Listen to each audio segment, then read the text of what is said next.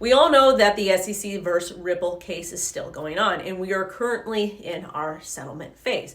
We also know that XRP is not a security on the secondary market. And again, I told you guys that case law matters. And in this particular case, Binance's existing case decision, which is now case law, is also probably going to help Ripple in their $770 million settlement the SEC is asking of them. If you're brand new to the channel, make sure to like, comment, subscribe, set alerts. I'm WendyO. Welcome back to the O Show, everything crypto and NFTs every day. But let's get into it and talk about how Binance's case law could potentially help Ripple in their battle against the SEC.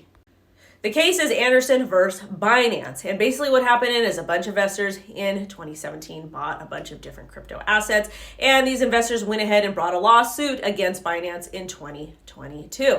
They allege that starting in July of 2017, Binance promoted, offered, and sold various security tokens in the US without indicating risk and without telling investors that these tokens were securities.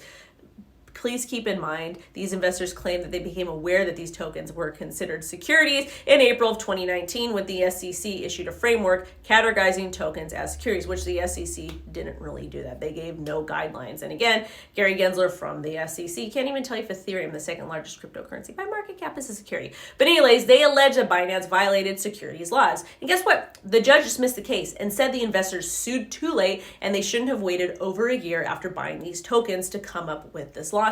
They also said that domestic securities laws matter and they apply because Binance wasn't a domestic exchange, even though it uses servers and computers located in the US. Again, Binance is an international exchange. There was a time period where they operated in the US, but the US SEC and other regulatory body says, no, you can't do that. But basically, Attorney Hogan says we really should be thanking Binance for this case because it helps establish precedent.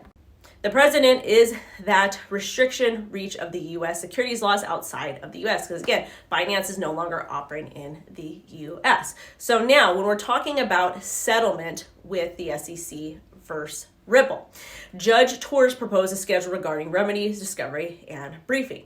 And Ripple and the SEC have submitted to Judge Torres the proposed schedule regarding the remedies, discoveries, and the briefing. And Attorney Hogan that says that this will be interesting as nothing less is at stake than the sovereign rights of these foreign countries, okay?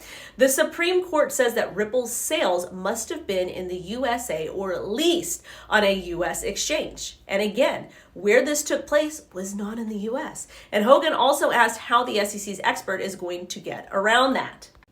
Attorney John Deaton says Ripple will not come close to paying the requested $770 million.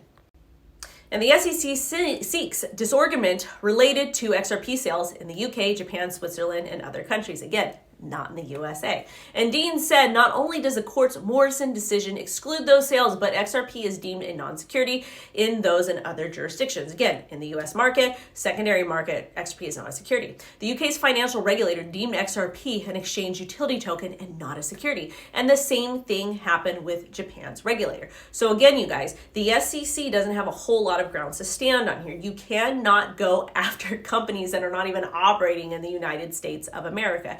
And this is exactly why Binance's case versus Anderson matters, because they were not a US-based exchange. They were operating outside of the USA. Thank you guys so much for watching. Bye-bye.